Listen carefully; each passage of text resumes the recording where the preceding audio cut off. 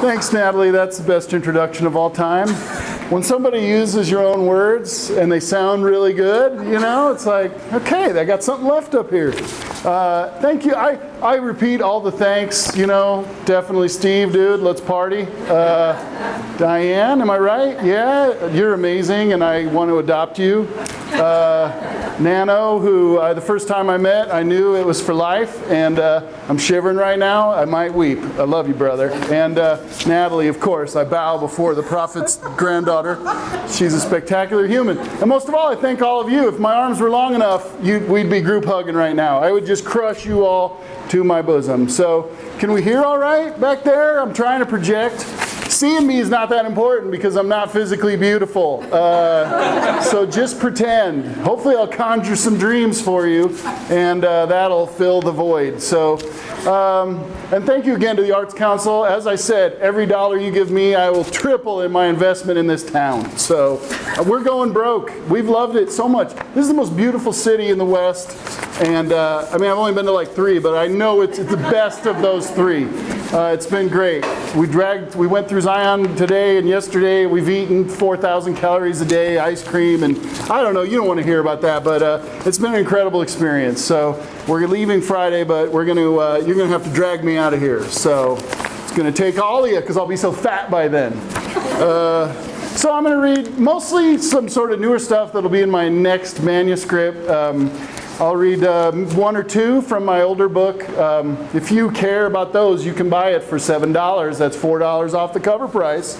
Otherwise, I got a lot of stuff online. There's a lot of Todd Robinsons, obviously, so you'll have to do some digging, but it'll maybe be worth it. All right, so I'm going to jump in. Be about 22.2 minutes, and then we'll party. We'll conga line out the door. That's my goal. Come in, buddy. We got a newcomer. Hello, welcome. There's a seat right here if you dare. Yeah? And the couch. And the couch. And that goes for you too if you want to. Yeah? I'll try to keep the spittle within my mouth today. I get excited. All right. So I don't think you don't really have a lot to say about these. I just sort of let them spool out of me. I don't explain a lot. I don't think I need to. It's fairly accessible. So this is a childhood poem I spent, here I go, explaining. I spent my childhood summers on a farm in northern Nebraska. So I write about that a fair amount. So this is Dirt Serenade. Childhood summers spun dizzy as windmills on Uncle Don's tenant farm, where my country cousins didn't have to teach me to slop hogs or point a daisy at any live thing drifting through sights slotted like a cattle chute. Aunt Gay, the diabetic, poked fake teeth, through her grin, bared an upper hip to Don's slap and little needles, filled our guts with chow and hymns while humidity ripened to bursting. When storms rattled over the hills of chalk, we leafed comics to cricket drone, wild light away, dragging plastic animals through stories in a yard worn to dirt. Have days been as fertile since? In the chicken coop's muzzy dark, in the river banked with ghosted cars, the crackle and gawk of Main Street, the endless rows of corn and fractured highway concrete, the old men listing in coffin pews, night blacking the stained glass to a kind of grace, a painterly proof it happened. Once we were real. I'm kind of yelling, which isn't my usual cadence. I like to sort of just speak them. There's 2 seats on the couch down here. You want in? No? Newcomer? No? Yeah, I know that's a very awkward proposition. So anyway, I'm trying to yell them and talk them, and it's kind of weird on the cadence, but it'll be fine. No excuses. Forward. This next one has a lead-in title, so that just means the title is the first line. So, and if you like it, you can find it on canopicjar.com. It just came out on there, and I like that website. It's called Praise the Grandmothers. Praise the grandmothers for their astroturf porches and papery laughter welcoming you in. Praise their Christmas tree skirts and ceramic gnomes sleepy under the azaleas. Praise their candy dishes twinkling like jewelry boxes. Praise their kitchen bric-a-brac, their buttery breads and gooseberry pies. Praise their costume jewelry, chunky as Betty Rubbles. Praise their applique sweaters and goofy toilet seat covers. Praise we aim to please, you aim too, please. Praise their silk flowers and faux sparrows. Praise their doilies and tchotchkes, refrigerator magnets cued to the seasons. Praise their perms refreshed every week. Praise their plastic glasses and the pink lemonade therein. Praise canasta. Praise their bird feeders and cardinal parties, their tidy bedrooms and abridged novels. Praise their spider plants swaying in macrame harnesses. Praise their pristine linoleum and immaculate garages, their highballs and sugary spaghetti. Praise their ancient lips uttering arcanities. Jeepers! Oh my! Praise their ethnicity scrubbed nearly clean by America. Praise their men with craggy noses. Praise their trips to all 50 states and the coupons they cut to get there. Praise their prayerful faith. Praise their soft hands holding on to yours, eyes watery and weird. Praise their pastel pills and frilled paper cups. Praise their soft forms under Afghans sleeping. Praise the photos of strangers smiling from nursing home walls. Praise the letting go. Thank you. Thank you. All right, friends, I'm going to just keep charging. My first job ever was at McDonald's, so it's good to go back in there in memory only, But there is a poet, Jim Daniels. He wrote this amazing poem called Short Order Cook. Easy to find online. It's just about a short order cook. The guy comes in and orders 30 cheeseburgers and 30 fries, and Jim cooks them up. That's the poem. So, but it gets a lot done. It's about pride in work and difficulty in overcoming it, and it's a good thing. So this is a McDonald's in Nebraska. What thoughts I have of you tonight, Jim Daniels, for I slapped the burgers down on the griddle with a headache, 16 and looking at the full future. In my hungover fatigue and scrounging for cheese, I stumbled into the steel-doored stand-in fridge, dreaming of your enumerations. What buns and what braggadocio. 30 cheeseburgers and 30 fries. Whole families waiting in line. Drive-thrus full of minivans, apple pies in their sleeves, hamburgers in their wrappers. And you, Ronald McDonald, what were you doing ordering a salad? I saw you, Todd Robinson, hustling, a young, sweaty cook, sneaking chicken McNuggets from the warming drawer and eyeing the counter girls. I heard you asking questions of each. Who expedited these fries? At what price a McLean Deluxe? Is that you by the soda spigots, Allen Ginsberg? I wandered in and out of the present and the past, following you, and followed in my imagination by the Hamburglar. We strolled through the kitchen together in our black masks, tasting Big Macs, possessing every frozen delicacy, and never passing the cashier. Where are we going, Mayor McCheese? The drive-thru closes in an hour. Which way does your billy club point tonight? I touch your buns and dream of our odyssey in the cooler and feel absurd. Will we work all night closing this joint? The manager is shady, goes out to drink. We'll both be bitter. Will we toil unending for the new America of wage slavery, flipping frozen discs of conglomerated cattle scraps forever? Dear short order cook, sweaty old pressure teacher, what America did you have when Ray Kroc first dreamed his franchises and you got out on a smoke break and stood watching the future appear in the gray concrete of another strip mall?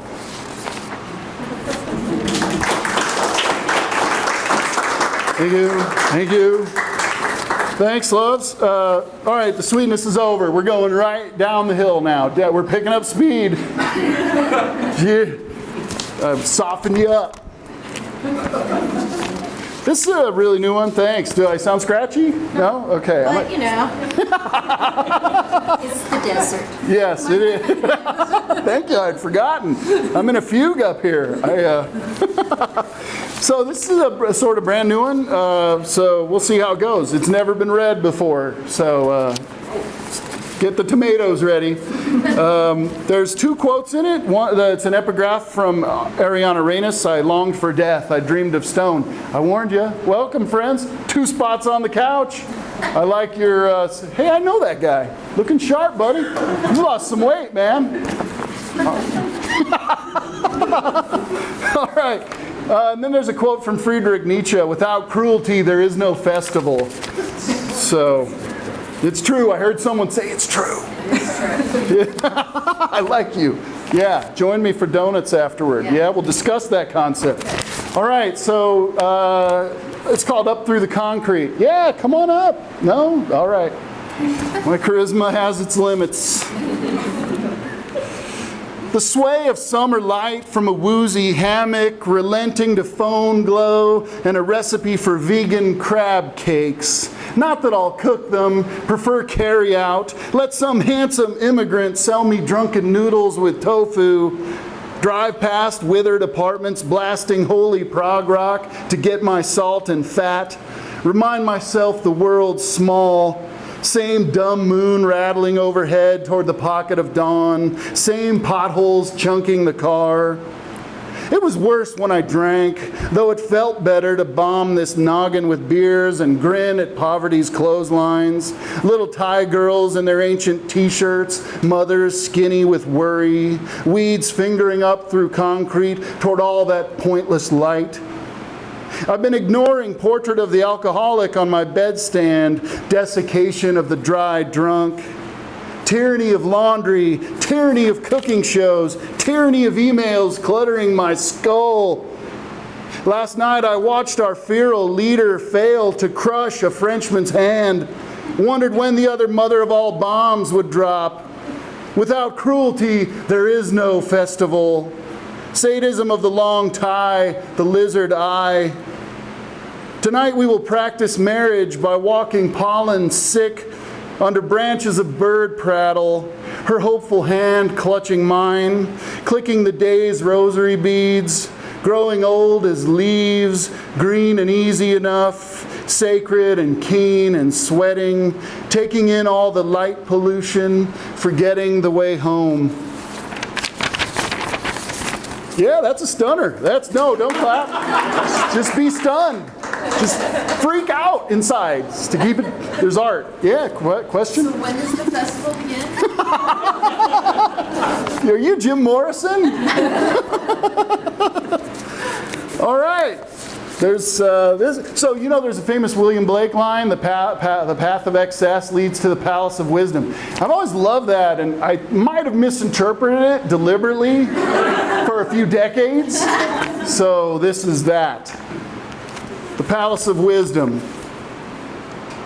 All night the shaker rattled us awake. 2 parts tequila, 1 part lime juice, some Cointreau for class, and the odd stumble downstairs for a spark to slow time. Happy, we floated in a microclimate of chlorinated water, pink rafts and beach balls bobbing with our moods. 2 women curling in a hammock, elbows sticky, laughter festering the air. Bill Withers' slow electric tongue lulled the after-party nigh to sleep. Immortality promised in that creep of blackouts, romance. A last reveler bowing out the door to barf himself half sober on a patch of drowsy hostas. Sprinklers starting their tisks while the hostess, head kicked at by castanets, groped brutal blinds, groaning to keep dark in. Yeah, I wouldn't clap at that one. Don't encourage that. Do not. Put a bell jar on that. Yeah. Lots of tissues out, right? Tissues? I am getting kind of damp. Thank you, love. Yeah, free donuts. This one's kind of weird. It's maybe more rhythm than rhyme, than sense. I don't know. Morning after morning. Moon after moon slides in its groove over the house. Night with beer cans rattling in the footwells. Night with an owl. Night so big and blue with dark to drink an eyeful is to swoon like a wastrel and sing through the alleys. Moon after moon the bone plate cracks to smaller shards until it evanesces into starlight and bats all blunder home. The roar of God can be hard to hear, the click of a casket lid, the room between a mother's birth and the last rattle of her last child's child. A sphinx moth crawls upon a screen, wings broad as leaves, slow to give up on getting in. So easy to perceive all of this. Morning after morning shakes off the dark, and that bright glows everything awake. By dusk, blood begins to ache. A grackle titters, clouds roil into ephemeral kingdoms, moon after moon. So, yeah, no, save your strength. You're going to need it for the group hug. Right outside, Main Street. Let's start a riot. Pancake riot. All right, so this is my book. I'm going to read one poem. I might read two. We'll see. We'll see what you can bear. I know you're close. We're almost there. Train's pulling into the station. So, $7 and it's yours. Don't worry if you don't buy it. I'm rich. I don't care. Just an opportunity for getting more lies in your bloodstream, you know? So Nano asked for this one, so Nano gets this one. All fealty. Yes. All right. It's called In the Blood Kitchen, which my cousin worked in the washing room of a surgery department. So she cleaned all the equipment afterward. She called it the Blood Kitchen, which I thought, that's beautiful. That's a gift from the poetry demiurge. So tonight on the deck, a cardinal has flown off into the ink. Even though poverty rises like a river in this city, even as my wife spins in the dining room, she is stalled by doldrums. Tonight on the deck, I float in a hammock, reading Greg Kuzma, a glass of beer warming at my side. Even as this city roils with race hatred, tonight on the deck, warm wind wraps itself around us, and the cries in the street do not bear in them the cries of the dying in the oncology wing of Good Samaritan Hospital. Like my cousin who works in the Blood Kitchen, I have had a dulcet year. My sonic machines are full of aquamarine. My clamps and canisters and hammers are clean. Let me sleep all night in your Blood Kitchen, cousin. I'll open the blades slowly, wash the spattered scissors in aquamarine. From my hammock I see my neighbor's boy in a pile of leaves. Even though wars boil and streets roil, even as skin is incised and limbs lopped on the OR tables of Good Samaritan Hospital, I'll not sleep all night in her Blood Kitchen, watch the ghosts not drift through the polished hallways, watch the dead not rise from their shrouded sleep. Tonight on the deck I nurse my beer, and my wife slumps on the couch in front of her dulcet tube, and the cries in the street boil on distant fronts full of aquamarine. I used to be really weird. I was a very weird kid. All right, this next one has just been published in the latest Sugar House Review. I don't know if you've heard of it, but it's the greatest magazine of all time. Finest paper stock, finest curatorial eyes, and it's like unpaid labor, endless unpaid labor. So you should buy some and get a subscription and make sure they do have to do this for the rest of their lives. It's a great magazine, and it's really a high-profile magazine. And it's published right here in Cedar City. It's amazing. It's a nationally known magazine, probably internationally. I don't go there, but I'm sure they're reading it in Paris as we speak. They better be. I'm shipping some to Paris. I'll take that. I won't tell you what I was paid for this, but I'll take some of it. Never mind. I drift. So this is another lead-in title. So the title is the first line. Forgive me, I've changed. This is a good day to get baked. I say to the blue clouds over the grocery store, where I just stocked my trunk with ice cream, no booze. My sponsor believes in me, but I have broken so many vows. Yesterday I ticked past 25 months and thought, you old fool, you've done it, or have you? Now you push your knee into my back and sleep just fine, but how can I when I'm hanging on that soft escarpment over piles of empty notebooks? You've got to give me some space, I say so low only ghosts can hear, and the lace drapes glow like a veiled saint against the night with its same old moon and memories, the garden listing into November. You look so tense, my love, a furrow of concentration bothering rest, though your little body is warm and kind, breathing next to my no-sleep. You once sought God in the hills of Dominica, danced the merengue at 21 with a skull full of rum and the romance of the young, but that lecherous priest pushed himself into you and grief was ground in. I think of this more than is helpful. My desire is the frozen crater lake of an asteroid. It threads an invisible line between galaxies. I watch it from the telescope you gave me, the expensive one with constellation finding software I am too hectic to understand. All I see is the bend of darkness over the house. We turn in bed like synchronized swimmers, suspire somewhere in middle age. You will dream of me, and I will dream of me. I'm a narcissist. That's the Cliff Notes. I'm self-obsessed. Egomaniac with an inferiority complex. Somebody goes, that's clear. As long as it's about me, I don't really care if it's good.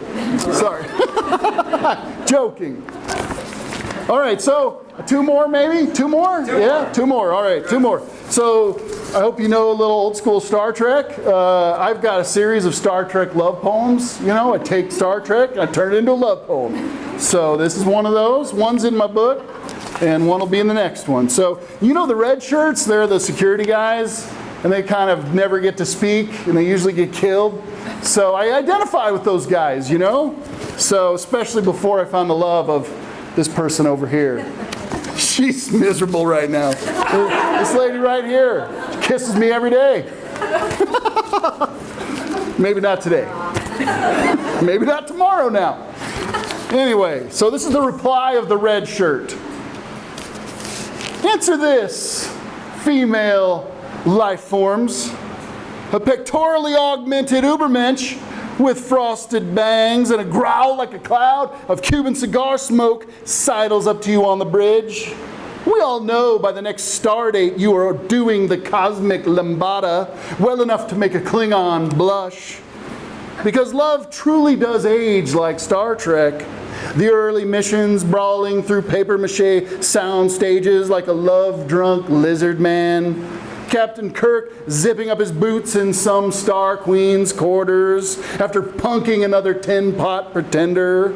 Nameless you shuffling gray hallways to plastic chairs for another plate full of gruel. Maybe some 3D chess with your annoyingly rational buddy. Because it takes a chest full of dilithium crystals to power your heart past the black holes of the universe of love. Notice, the red shirt kisses who? No one. We, anonymous cannon fodder, we take the butt end of the away party's phalanx and are driven mad by robot gypsies, telepathic rock creatures, the green-eyed radiance of a girl in composition class who seems way too smart to tango with a black-booted clod like Todd. Galloping around the cosmos is a game for the young, so you must know her heart is giving everything she's got to overtake your warp speed self-absorption, which no tractor beam can grasp unless you realize the sentient slime molds and time pirates and that last lover of hers, the space hippie with the blue lute you can never learn to play, are not the obstacles to interstellar peace. The only thing stopping you from being fully alive is your fear throbbing like a pulsar. So hail her and say, let us boldly go, baby. Set your phasers on stun. That caveman with the foam club and your own searing self-doubt aren't worth a tribble. Beam up and engage engines. Finally ask her out to explore strange new worlds.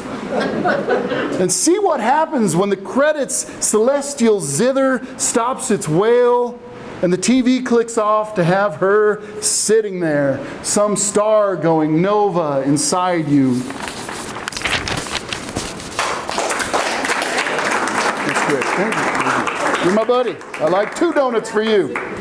Thank you. Thank you. One more and the real party begins. Thank you, friends. Thank you all. Thank you to these 2. I mean, truly, you need kidneys. I got 2. So 1 for each, yeah? All right. Thank you all. Thank you all. Love to talk to you after. No pressure. I'm pretty clever. We're so going to do a Q&A. Q&A. Oh, God. Q&A? Sorry. Nietzsche didn't do Q&As, dude. But Shatner did. So, yeah. Let's... It'll be short. Yeah. So this last one, it's called Renewing the Vows. Renewing the Vows. And it's a little rated PG-13 for a little bit, but there's no... I shouldn't have warned you. Now you're tense. You're tensing up. All right. Renewing the Vows. My marriage is getting big and sex-addled. She swishes past me naked from the belly down or closes herself into herself. Television the only noise. We drink margaritas too often, eat dinner in separate rooms, make amniotic love in the pool, read Lorca aloud in bed at night, sulk and stare into dreams we can never remember. She yells at me to turn down astral weeks. I beg her to call her sister. She drops shoes everywhere and I pick them up. We put on pounds. We laugh at a comedian's bleak truths. We are inviolate, spinning through St. Cecilia at noon, just us and 2 wiry widows in that cold heaven. She slams the bedroom door. I stalk outside. She kisses my cheek. We drink beer at a bar, conspiring to drive our crone of a neighbor insane. She berates me for neglecting her plants. I belittle her in front of a dozen friends. She tells me this is what I always do. I tell her she infantilizes me, buys me underwear that is entirely too cute. We watch The Lord of the Rings compulsively. She orders endless textiles from catalogs. We sway to reggae all through June. She hides from her family, from mine, from everyone. I insult her for refusing to vote. She insults me for believing it matters. We watch seahorses and dragons coalesce in clouds. She used to believe in cloud gazing. Our feet creak every morning. Our throats congeal every night. Gray hairs begin to frame that doll baby face. My back no longer lets me take it for granted. Our mortgage is nearly paid. The lawn grows thick and embarrassed. No one visits. We discuss the merits of quinoa, the verities of booze, the infamy of Republicans.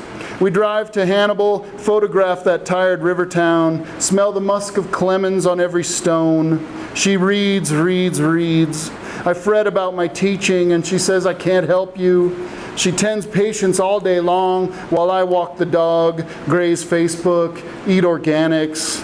We shout, we chortle, we laze, we grunt. I ignore her calls from work. We drive to Dairy Queen twice in one day, sugar sticky on our lips. She refuses to eat Vietnamese.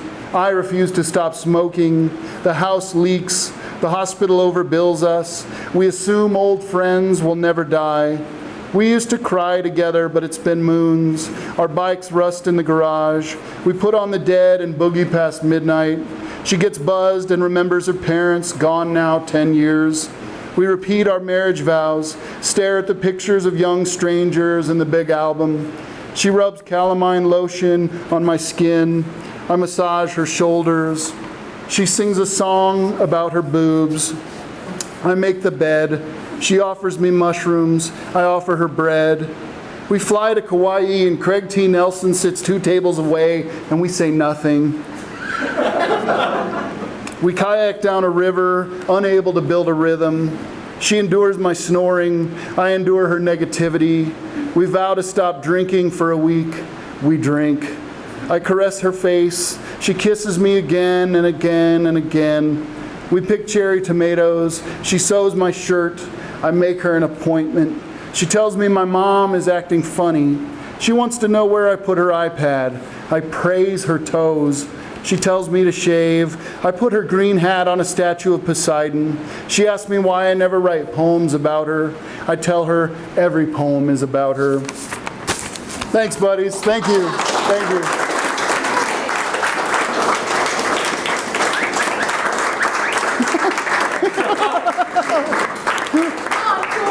Really quickly, can we give a round of applause to the Stephen the Swift?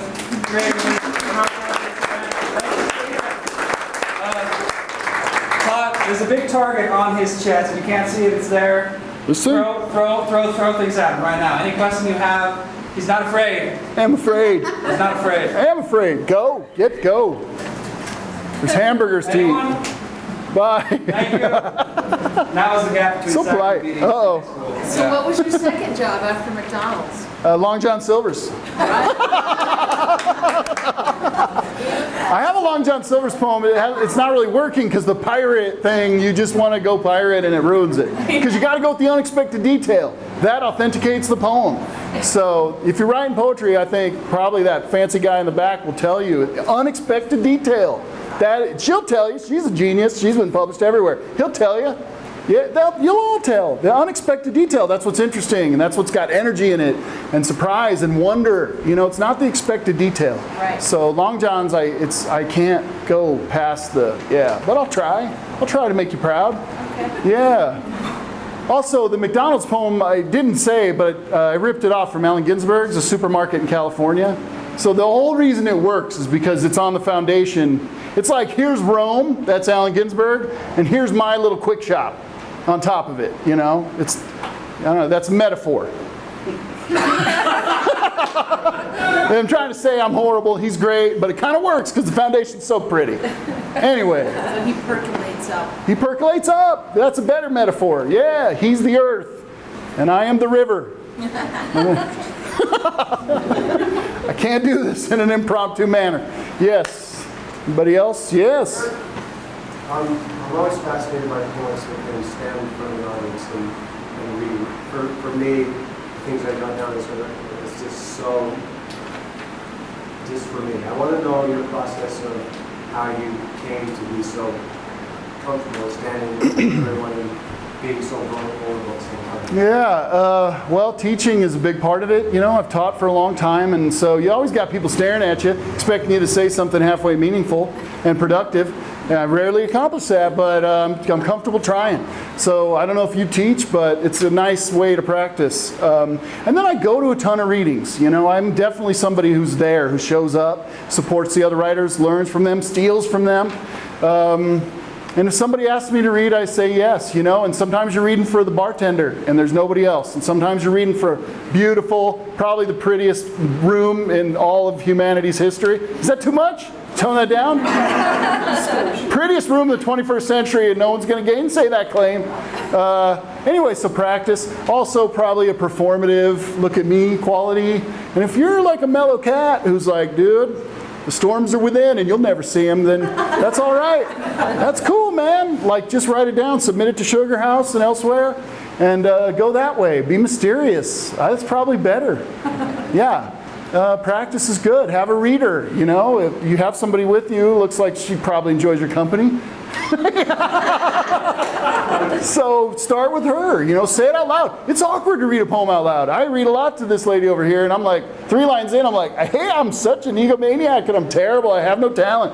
So you understand, you know, that's hard to get past, but it's worth it. Here we all are, like we're floating on a magic carpet ride. We're coming toward the end of our journey, but when I'm at a reading, that's how I feel. I feel like I've been to Zanzibar on a pirate ship, you know, a good reading. But even a not so good, I made it to, I don't know, well, I don't know any towns around here. All my references will be lost on you. I made it to Vegas at least, you know?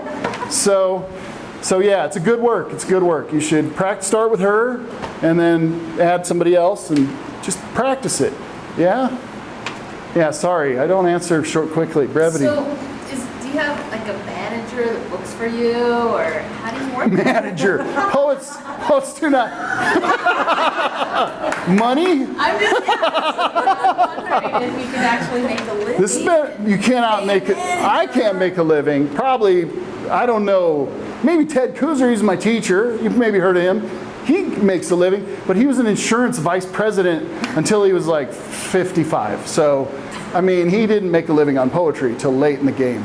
No, so my manager is me, and they email and say, come out, and I say yes, you know, or I emails Facebook, like, no, I'm the guy, yeah. But it's cool, it's not. The business sense of it is often interrupts your career. So yeah, when the book came out, you know, the business, I don't know if it interrupts it. So many things interrupt it, or it does, but no more than like, there's a football game on, or I'm hungry, you know, it's a Thursday.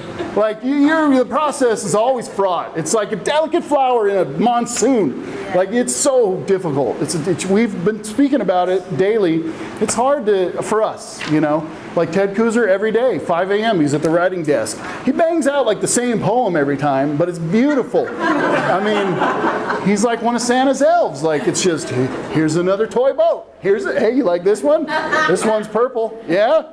And they're gorgeous, but, you know, and for me, it's like, I have to be, I don't know, we have to be in a weird trance. I don't know. Yeah, so. And it takes a while to get to that trance, so what do you do to get there? You got to read. You got to read and write. Be there. Spend some time. Get past those first 2 lines that embarrass you and would make your mother sick to her stomach. Yeah. And just push down. Keep pushing. Keep digging. Yeah. It's tricky. It's tricky. And lots of editing. Editing is, you got to edit. Yeah. So you want an audience? This is my first audience. Poor kid. She'd love to have a screen right here. Or right here. Anyway, editing. So when you do that, you learn how to edit. You get help editing. I don't trust myself that much. Yeah. So I have a writing group. We meet once a month. You know, I need help. I work with my students. Sometimes I write with them and share. I'm always trying to get help. And sometimes you have good sense. You cultivate good sense, you know, and you learn. The artists will speak to that, right? I mean, it takes time and care, and I don't know how to do that, but it's probably similar. That first draft gets looked at, sit on it for a while, let it be, you know, constantly until you find it. And it's an intuitive thing. But even then, the book, some of these lines I cut out 4 years later. I don't like them anymore. Yeah. So please, my friend.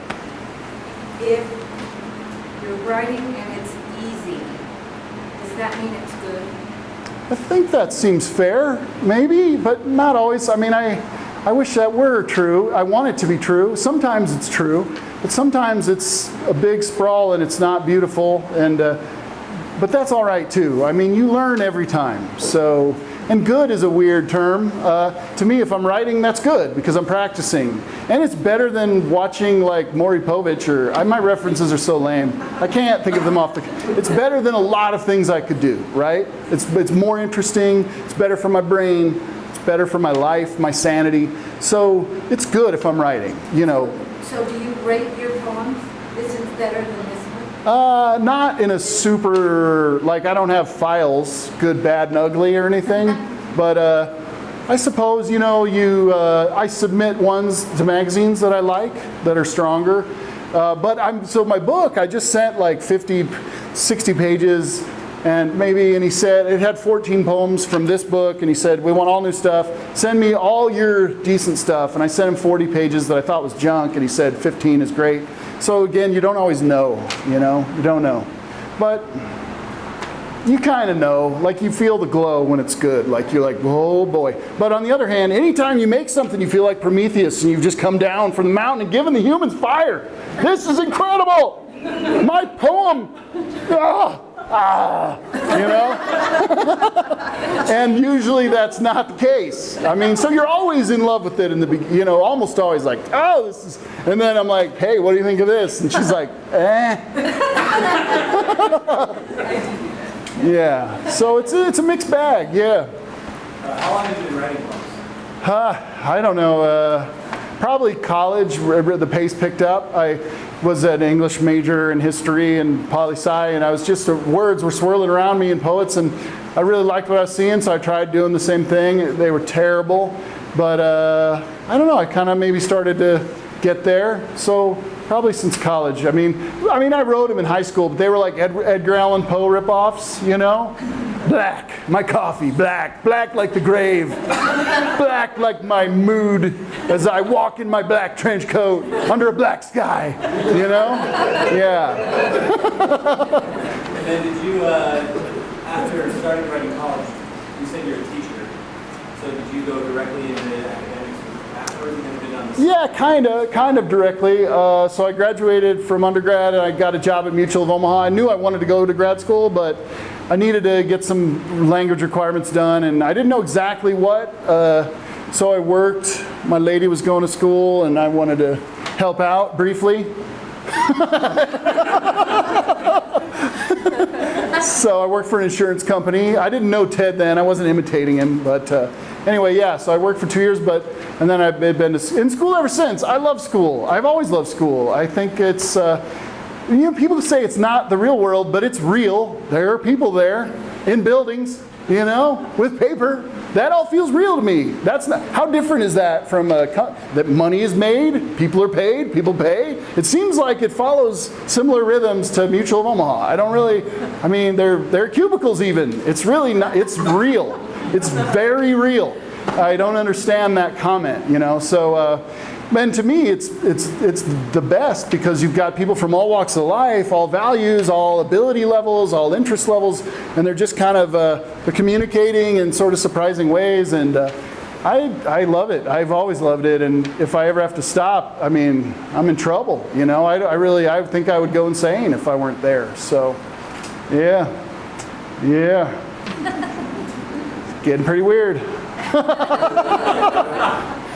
Good. Thank you all so much. Thank you, loves. Thank you. Donuts, drinks. Arlene brought a fruit tray. Thank you. Oh, Arlene for the win. Grandmother, keep the fruit. It's a holy thing.